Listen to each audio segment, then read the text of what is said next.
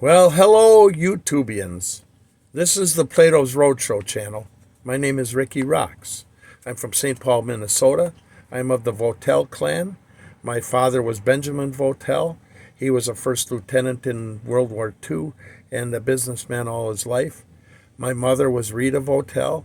She worked in the county morgue and at the county taxation office. She had 9 children that all are still survive to this day. My parents have passed away. They were the product of their parents. My mother was both Bohemian and Swiss descent, and my father was Irish and German. Where we come from matters. Today, it's like everybody wants you to believe that where you come from doesn't matter. I don't know where this idea comes from, tell you the truth. German people are different than Irish people. Swiss people are different than German people. Black people from Nigeria are different than black people from Ethiopia. They're different from Chinese. They're different from Russians. We're all different. We have cultures that have formed us. And it is a shame for us to deny our ancestry, because that is what makes us who we are. So that's why I'm telling you that. The Native Americans do this. When they meet somebody, they explain who they are. That's the first thing they do. As a matter of fact, they don't even say their name. Okay? So, all right, let's talk about this channel a little bit, and then we're going to get into some other things. Look, I'm not going high production. I will never go high production value. I might get a better camera at some point in time and might get some lighting, who knows. But other than that, I'm not trying to put up any curtains or any veils. I want you to see exactly what you see. So the idea is reality. This is reality. All right. My reality right now, I'm living in an RV. I'm living in an RV. And I love it, tell you the truth. I absolutely love it. Talk about freedom. I am all about freedom. And it sickens me and pains me to see what's going on in this world today, with the freedoms being willingly surrendered. And there is no better word for it than surrendered. It's surrender your freedoms and your liberties for what? For protection? For safety?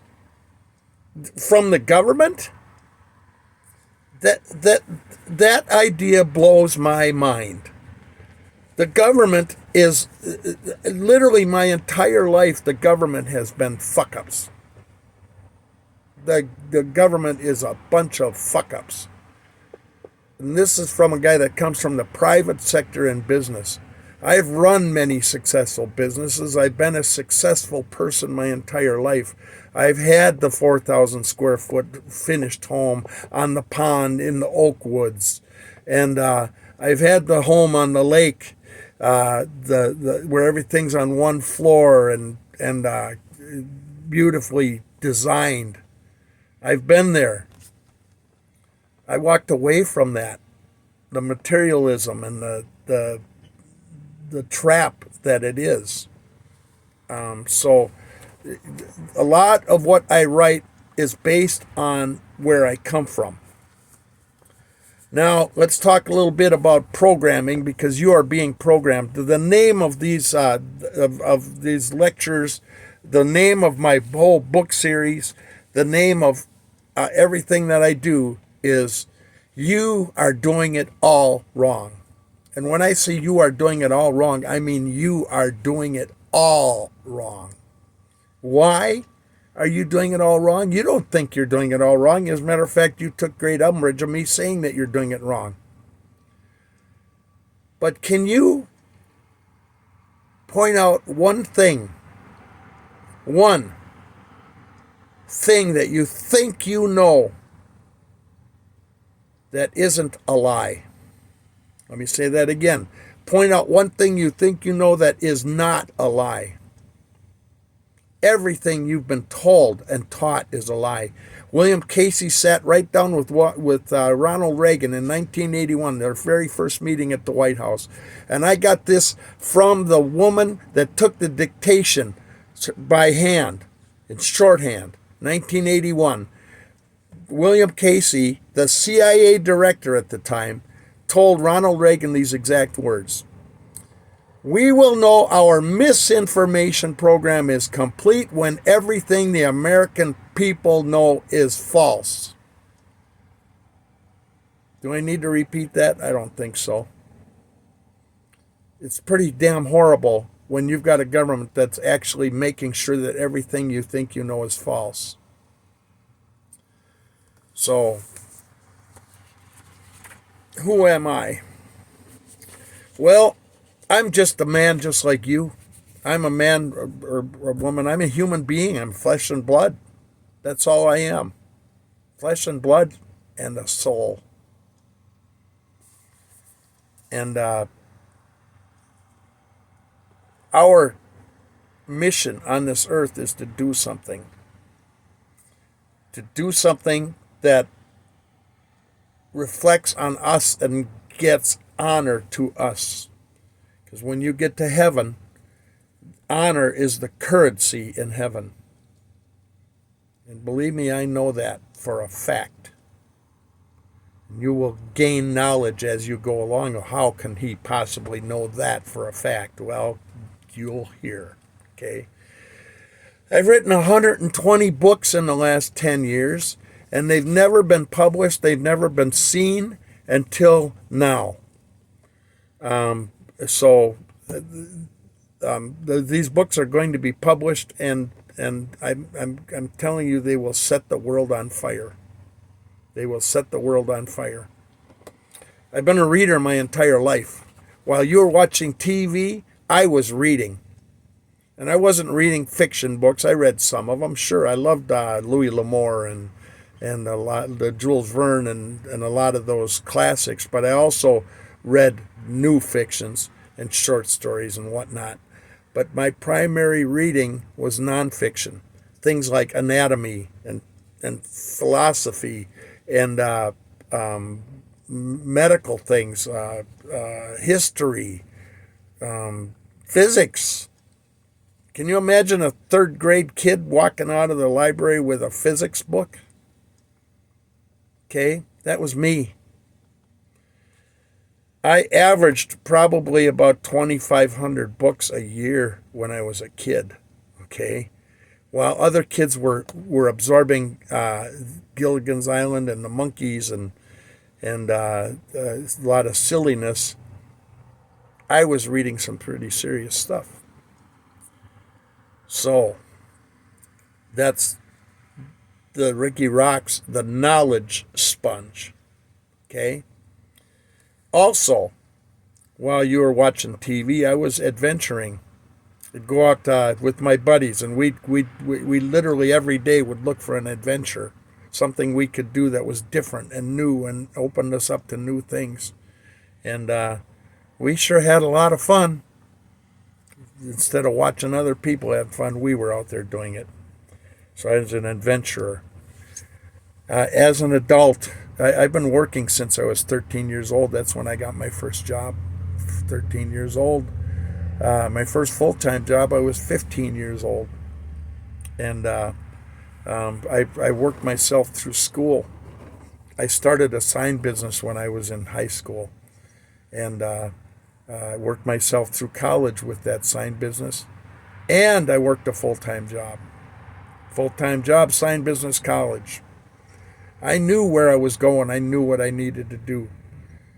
At various times, I wanted to be different things. I wanted to be a professional ball player. I wanted to be a pitcher. I can tell you, I probably threw nearly 1 million pitches with this arm. Okay, nearly 1 million. I can't even imagine. I pitched and pitched and pitched. Okay, to be better at it, and I was. I wanted to be a professional ball player, but that turned out not to be because I also had something else. I had polio when I was an infant. And so when I got to school, the insurance company wouldn't insure me because I had polio. Okay, so I couldn't play. Nobody fought for me. Nobody said, hey, this ain't right. The polio doesn't bother the kid. And it didn't. I didn't have any problem with the polio as I was growing up. As a matter of fact, if you know anything about polio, you know that that one weak part makes all the other parts overcompensate. So I was an incredibly strong person, incredibly strong. So experienced owning my own businesses, working for others, putting furs on other people's wives. I've done all that. Was in the car business for a long time. I was in the insurance business, hearing aid business, and a whole lot of other things. So I have a very, very, very well-rounded experience. So experience, adventurer, knowledge, okay? That equates to something. Because now I'm going to tell you, I had a defining moment in my life. God stepped in.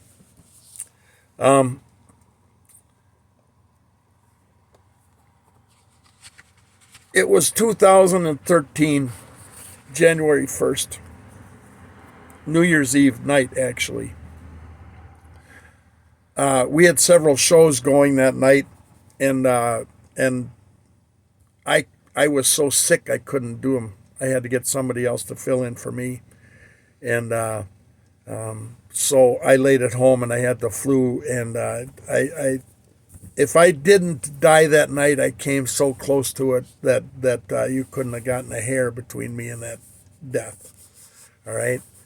But over the next few days, as I was getting better, something strange was happening to me. And all that knowledge and all that experience and all that wisdom that I have absorbed my entire life was literally reassembling itself in my head. I thought I was going crazy, tell you the truth.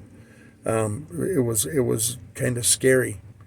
I've never seen or heard of anybody going through what I went through in those few days afterwards. But what happened was is a mission became obvious to me. The mission was to start writing and using my knowledge to help people. Now, one thing you got to know about God is God can only speak to you in truth. God cannot lie to you.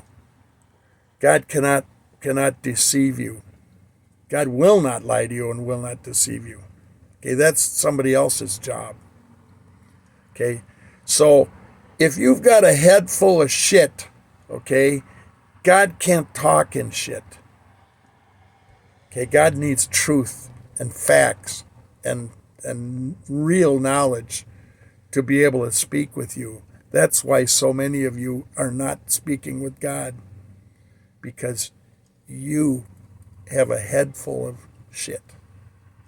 That's why I call these books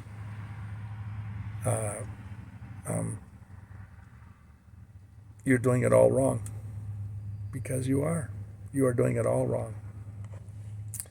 So the defining moment, everything came together and coalesced, and I began writing in these books. And I was just following God. God was telling me to write. I wrote. All right. So now you know who I am. You know where I am. Well, you don't know where I am. I'm in Lakeland, Minnesota right now. You know why I am and what I am. All right? So let's talk about that what. I'm not a profiteer. You keep your money. I found a way to get my message to you for free through this channel. So that's what I'm doing. Okay? If you want to buy my books, you're going to have to wait because they're not available right now, but they will be. Okay? And they're going to be inexpensive. Okay? Because I want most people to get this knowledge as easily as they can. I'm not here to make money. I'm here to teach and to preach and to be God's messenger. That's what I am. Now, I've written 120 of these books. I just grabbed one randomly, and I happened to grab one that had some water damage. I had about 6 or 8 of them. Got some water damage when my roof was leaking up there, and it leaked on a box. So, but it doesn't matter because the knowledge is here. The knowledge is here. What does that say? Mankind got it wrong by taking a good thing and building a belief structure on it. That was from the movie Dogma. Great movie, by the way. When something wholly unbelievable presents itself to you, like this crazy guy in an RV, then you might want to pay attention. In the laws of nature, there is nothing impossible except a mistake of your mind makes it so. That was from John Searle. This is Ricky Rocks. Cash is king as long as there's a kingdom. If you're not going to tell the truth, then why are you starting to talk? All right. Where do we start? He showed American corporations how they could make people want things they didn't need by linking mass-produced goods to their unconscious desires. Out of this came a new political idea of how to control the masses by satisfying people's inner selfish desires, which makes them docile. The result of decades of such insidious programming has been the creation of the all-consuming self, which has come to dominate our world today. Look around you. Who isn't an all-consuming self? You're looking at one, but how many do you really see out there? I'm not giving a lesson here on how it is done. I've written plenty about propaganda and PR, which stands for public relations, and also political reaction. That's your Hegelian dialectic. Both being interchangeable with one another. I am here, however, to prove to any doubters that it has been done to them, and I am here to stop it from continuing. So let's start with the basics. Who do you think or feel should have the determination of what goes into your head? Who do you think should get that? Through your eyes, through your nose, mouth, skin, ears, and extrasensorily. I'm assuming that you are smart enough to say you do. Okay? So that's the premise we're building on here. Most people are under the impression that they have arrived to the conclusion of who they are today based on a series of choices that they never made. What choice does anyone really have when the majority tells us which way to go, right? What choice do you really have when you always have to follow the crowd? You don't have any choice. That really is something to consider. Anyone who knows my writing knows that this information that you're getting right now flows through me. Ideas that enter my head from all about me, gathering vocabulary, experiences, knowledge that my brain retains and forms those ideas into thoughts that are rendered into electrical impulses to muscles that press my pen to the paper and move it, sometimes with an artistry and a flourish. Words. And most of the time I have no idea where it's going. Seemingly, I follow it. Nothing religious about this. It is divine. It is divine. There's nothing religious about it. Okay, we'll get into that later on. This is just a fact, Jack.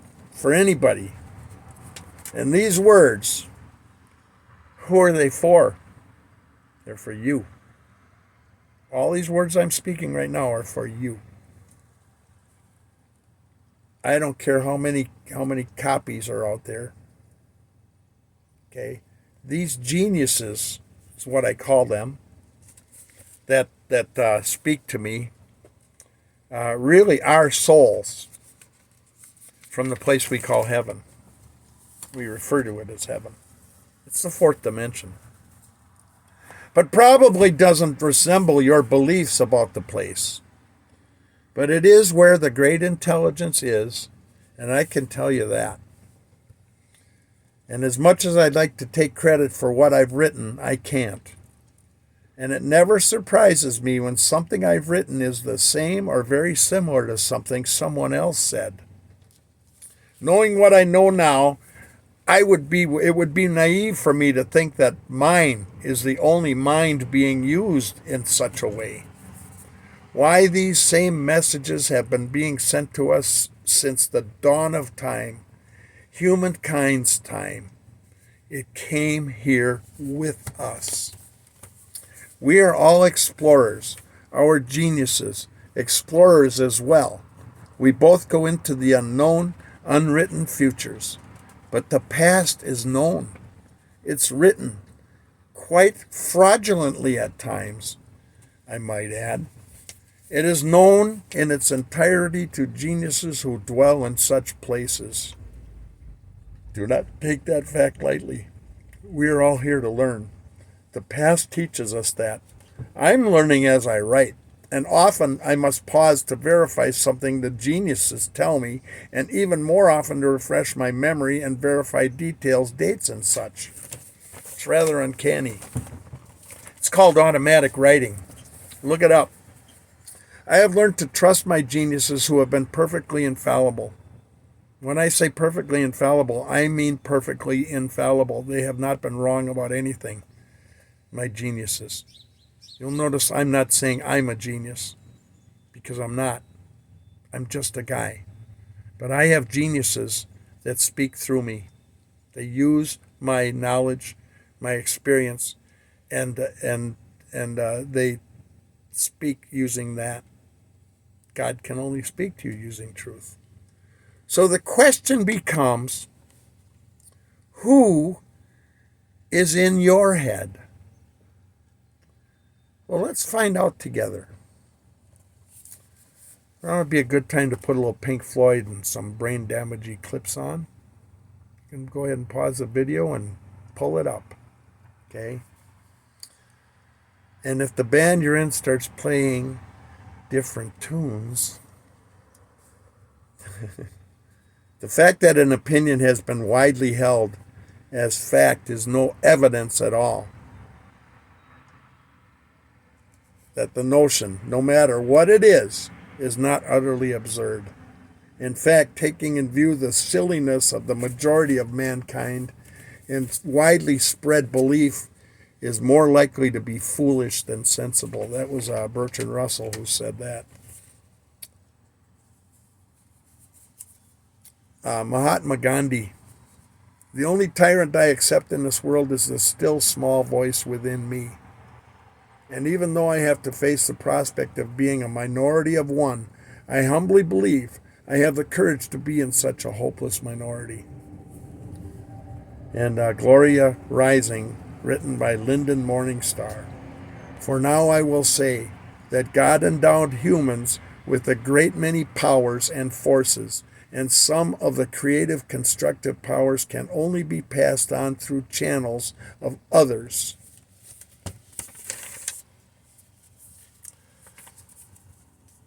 The greatest trick the devil ever played was convincing the world that he didn't exist. Good night, people.